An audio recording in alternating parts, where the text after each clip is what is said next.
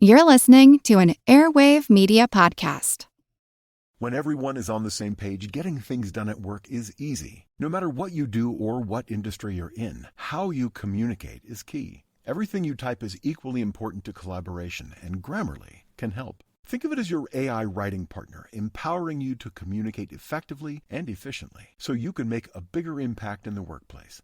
96% of Grammarly users say it helps them craft more impactful writing. And as the gold standard of responsible AI, Grammarly is your secure AI writing partner that allows your team to make their point and move faster. By understanding your writing and context, Grammarly provides relevant, personalized suggestions. And with tone suggestions, you can navigate even the most difficult work conversations. You can also save time, from spending hours editing drafts to just seconds with one click. Sign up and download Grammarly for free at Grammarly.com/podcast. That's GRAMMARLY.com/podcast.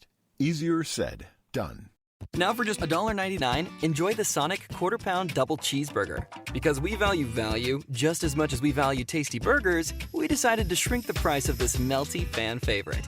You still get 2 perfectly seasoned all-beef patties, 2 slices of melty American cheese, and all the fixins on a soft, fluffy bun. And you get to save some cash for dessert. In finance, they call that one heck of a deal.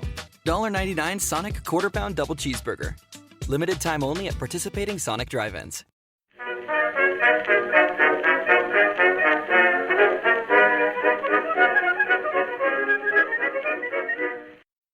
Hello everyone and welcome to History of the Second World War Members Episode Number 2, An Asian Navy. While the Royal Navy had been the strongest navy in the world for generations, there were new challenges that it would have to face after the First World War. One of these was the growing strength of the Japanese Navy. The Japanese Navy would explode onto the world stage with the Battle of Tsushima, defeating the Russian Baltic Fleet and proving that they were a match for Western navies. In the post-war years, the Japanese Navy sought to ensure that their navy was a match for any other nation. The primary threat would quickly transition to the growing strength of the United States Navy, but of course the actions of the Royal Navy could not be ignored. In this episode, we will discuss the history of the Japanese Navy up to the First World War, and then discuss the Navy's plans for after the conflict was over up until the start of the Washington Naval Conference. The modern Japanese Navy traced its roots back to the 1860s. It was at that point that education and training of officers and men grew in importance as technology became increasingly important at sea. A naval academy was established in 1869 to further this process, and to ensure that the Japanese Navy could match any in the world in terms of training. From these early beginnings, some of the features of the later Japanese Navy were already present, including the extreme rivalry between the Navy and the Army, and also internal friction between the competing interests within the service itself. During this time, the relationship between the Navy and the government was already put in place, with the service being controlled mostly by the Naval General Staff instead of the civilian Naval Ministry. This gave the Navy a good amount of autonomy, but also meant that the government would have many issues controlling the military, and later this arrangement would prove to be a big liability. One of the first major successes of the Japanese Navy would come during the First Sino-Japanese War in 1894. It would be during that conflict that the Navy would put in place the modern tactics and theories that they had been trying to learn and implement over the previous 2 decades. Many of these concepts were borrowed from Western navies, which went along with purchasing ships from abroad, but even at this point, the Navy was morphing those foreign theories into something uniquely Japanese, a thread that would continue over the next several decades. In 1902, the Anglo-Japanese alliance would be signed, which did not commit either nation to entering a war with the other if they were only attacked by one other nation, but it did commit them to action if they were attacked by 2 other nations. This agreement was important to both Japan and the British Empire. For the British, it lessened their need for basing ships in the Pacific at a time when the threat from Germany in home waters was beginning to increase. For the Japanese, it gave them the national prestige of an alliance, and specifically a naval alliance with the British Empire. It also provided the Japanese with the security it needed to move forward with their plans for a future war with Russia, without having to worry about the Royal Navy becoming involved against them. During the Russo-Japanese War, the Japanese Navy would experience many successes, and those successes would cast their shadow over the actions of the Army and Navy into the Second World War. It was monumental for the Japanese armed forces to not just win a victory in a war, but a victory over a Western European power.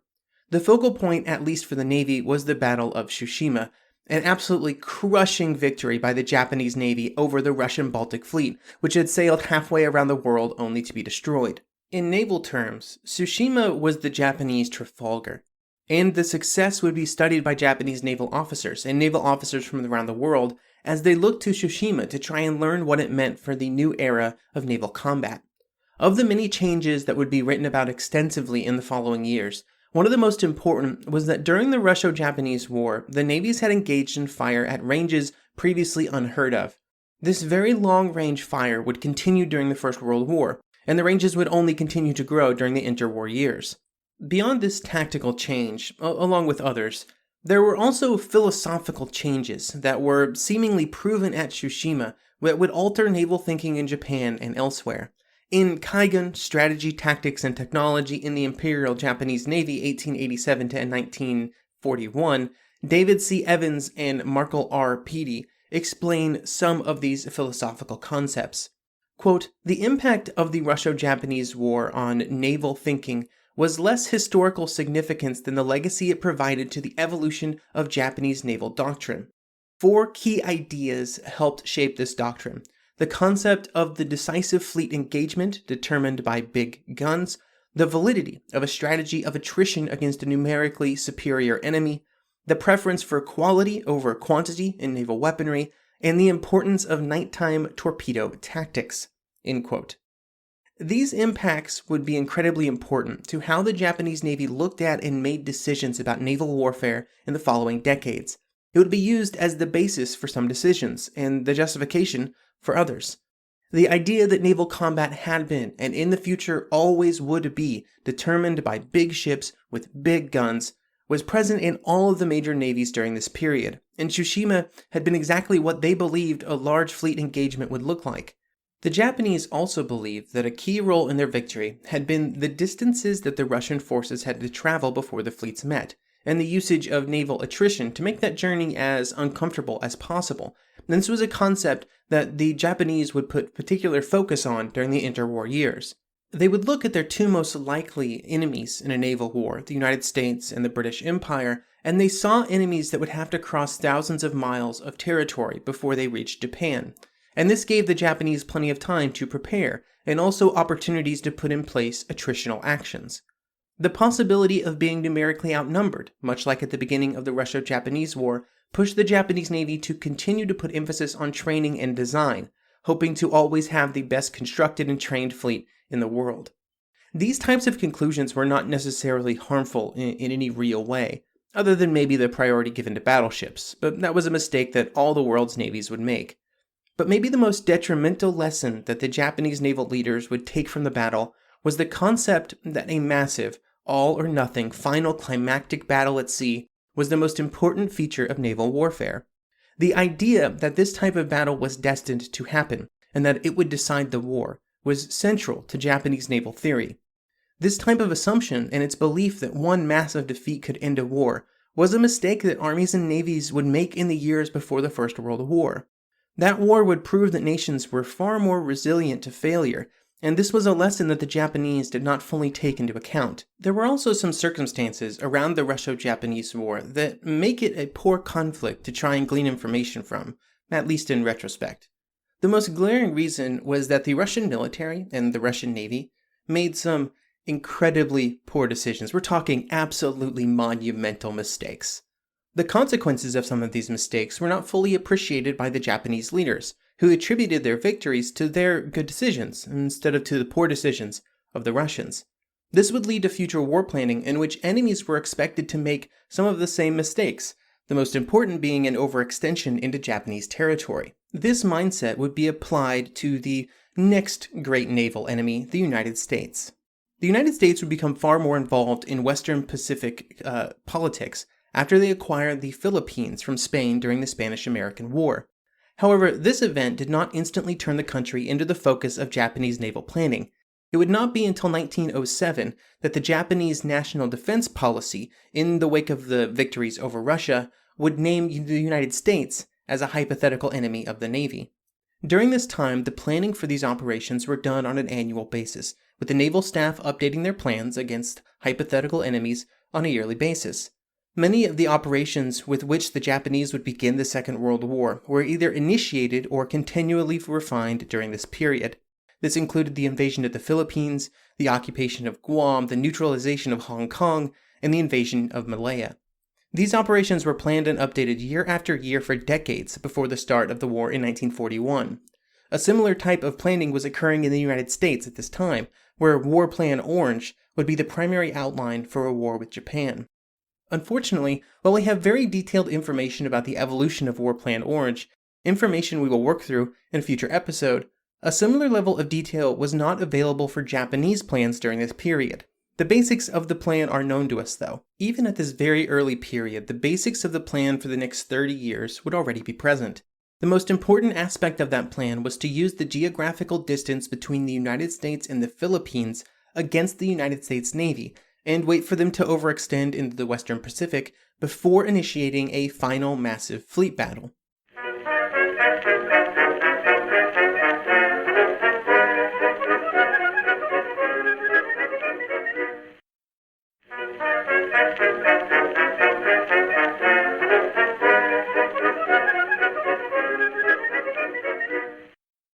One of the important Japanese naval theorists during this period was Sato Tetsutoro. Sato saw the United States as the primary enemy to future Japanese expansion, and because of this, he believed that the Navy was far more important than the Army to the future of Japan. In his appraisal of a future war, he believed that the Japanese faced some serious problems. Looking at the situation before the First World War, he believed that the United States would continue to increase the size of its battle fleet. Eventually, he would put the estimates at the United States having 60 capital ships during the 1920s. This was much higher than what they would be in reality, but such a massive enemy was part of his plans and was used to justify his suggestions.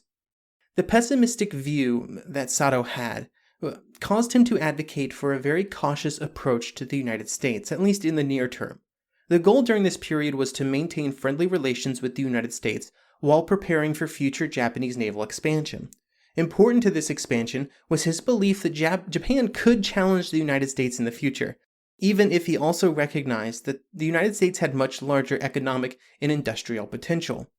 He believed that the United States had two important weaknesses when it came to war with Japan. The first was that the United States would always be forced to divide its navy between the Atlantic and Pacific Oceans. The second was simply the distance that the United States fleet would have to travel if it wanted to bring a war to Asia. It would first of all take time for the distance to be traversed, but it would also be a huge logistical challenge during the years of coal-burning naval ships. These problems for the Americans led Sato to try to set the assumptions of how strong the Japanese fleet needed to be in relation to the United States fleet if Japan wanted to win a war. He began with the assumption that the aggressor, which in this case would be the American fleet moving across the Pacific, would need to have an advantage over the Japanese of about 50% if they wanted to guarantee victory. If this was the case, and with the United States still having defensive commitments in the Atlantic, Sato believed that the Japanese strength of 70% of the American Navy was enough to guarantee Japanese victory. For those who have listened to the series of episodes on the naval arms race before the First World War, this is very similar to the logic that Tirpitz would use when deciding how strong the German fleet needed to be to threaten the Royal Navy. In both cases, in Japan and in Germany, they were depending on the global commitments of their enemies to sap their strength, and then also expected the enemy to come charging into their territory. Sato would also advocate for two concepts that would become critical to Japanese naval thinking. The first was a push to make sure that the Japanese ships were always qualitatively superior, and the idea that the Japanese could use attritional tactics against a westward-moving American fleet to whittle away at its assumed advantage. This attrition would become a key pillar of Japanese naval strategy during the interwar years, as aircraft technology improved. It would gain a boost after the First World War, when Japan was granted many islands in the Pacific which had formerly been German colonies. These two changes were critical because they solved two major issues that the Japanese had when trying to force attrition on the American fleet. Before the First World War, the endurance of smaller ships at sea was very limited. Destroyers, submarines, and even small cruisers were limited in endurance, and it was a laborious and slow process to resupply coal at sea. However, the increase in range in aircraft and the increased adoption of oil-burning destroyers provided the Navy with a much greater range of action.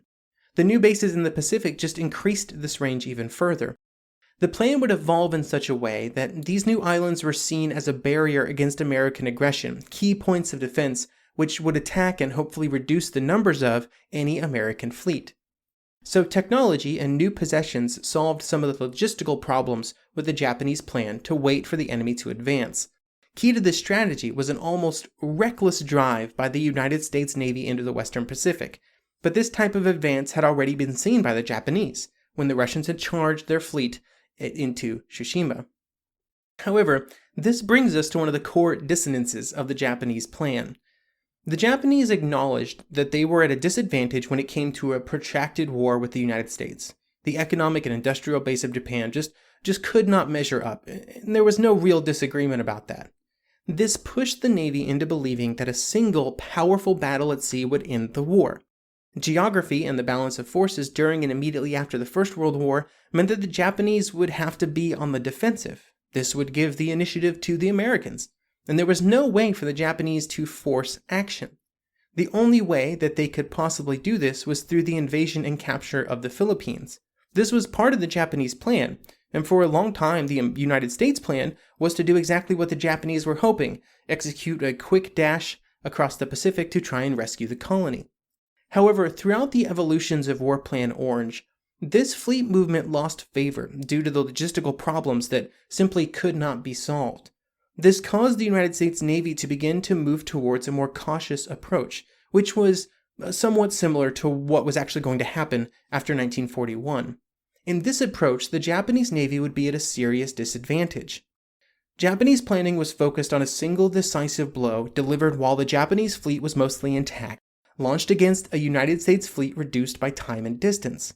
There was little provision for what to do if the enemy instead took a slow approach, using its much larger industrial capacity to build a fleet that simply could not be assailed.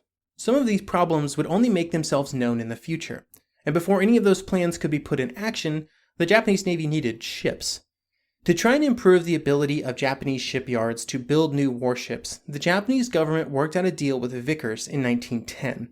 The plan was to build the battlecruiser, the Congo, in British shipyards with Japanese engineers highly involved in the planning and construction. Then all of the design specifications would be provided to the Japanese, who would then build 3 more identical ships, only in Japan. This would make the Congo the last foreign-built Japanese capital ship, an important milestone for a navy that had been heavily dependent on foreign construction up to that point. The Congo-class ships were part of a naval construction program that included the Fuso-class battleships, and all of these ships would mount 14-inch guns, at a time when 14-inch guns were the largest in the world, although they would soon be surpassed by the Queen Elizabeth's 15-inch guns.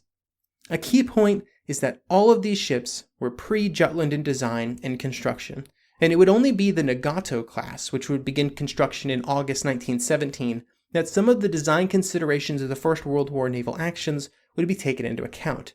The armor and weight distribution was greatly altered in the Nagatos based on the news that reached Japan about the naval clashes in the North Sea. The Nagatos would also mount 16-inch guns, the largest in the world at the time. They would also be the first Japanese capital ships to burn oil instead of coal, but they would retain a mixed boiler setup, so they'd have 15 that were oil burning and 6 that could burn either fuel. This hybrid setup was a compromise between the proven technology of coal burning and the new and far more efficient oil. There was another class of even larger battleships initially designed in 1917, but these would be put on hold for 3 years to await developments at the end of the war. One of the reasons for the delay in the new ships was a reevaluation of the global naval situation after 1917. Key to Japanese considerations was the continued expansion of the United States Navy. In 1916, it had ordered 10 capital ships, and then that number had been increased a few years later. Such a massive expansion put the United States on a path to having the most powerful battle fleet in the world. To try and meet this challenge, the Japanese Navy proposed an 8-8-8 fleet concept, an expansion from their previous goals of just an 8-8 fleet. Now what that means is a 888 fleet for the Japanese Navy would be 3 fleets all built around 8 capital ships, a mix of battleships and battle cruisers. To reach this figure, 3 new capital ships would be started every single year, and then 3 would be completed each year as well, resulting in all 24 capital ships being completed in just 8 years. This would have represented a massive expansion of the Japanese fleet, similar to what had happened in the United Kingdom before the First World War when they were having that naval arms race with Germany. And this caused the finance ministry to make it clear that if naval budgets continued to balloon to the expected levels, it might cause serious damage to the Japanese economy.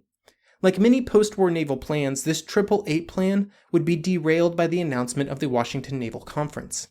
The designs for some of those ships that would have made up this larger fleet were completed before the conference. The defensive nature of Japanese plans caused them to make a few choices that were different when compared to their largest rivals. One example of how this altered ship design was the fact that the Japanese put larger engineering plants in their designs. This had the benefits of giving the ships greater speed, an important tactical advantage, but this additional cost came at the cost of total fuel storage and range. This trade-off was considered acceptable due to the defensive nature of Japanese naval plans. One change that would help would be a shift to oil, which provided a much greater range by volume. However, for Japan, the shift to oil-fired ships introduced a new set of problems that the nation found incredibly difficult to work around. For Japan, sourcing oil was very problematic. It had, essentially, no domestic supply, and so everything had to be imported. This caused the Navy to initiate a large stockpiling initiative, which was seen as a national defense priority. However, no matter how much oil was stored in the home islands, it could not solve the issue of complete dependence on imported oil. This issue was given greater priority because the fact that the largest source of imported oil at this time for Japan was the United States, which was now seen as the most likely enemy in a future conflict. The problems of Japanese access to oil would drive Japanese strategic decision-making throughout the interwar period,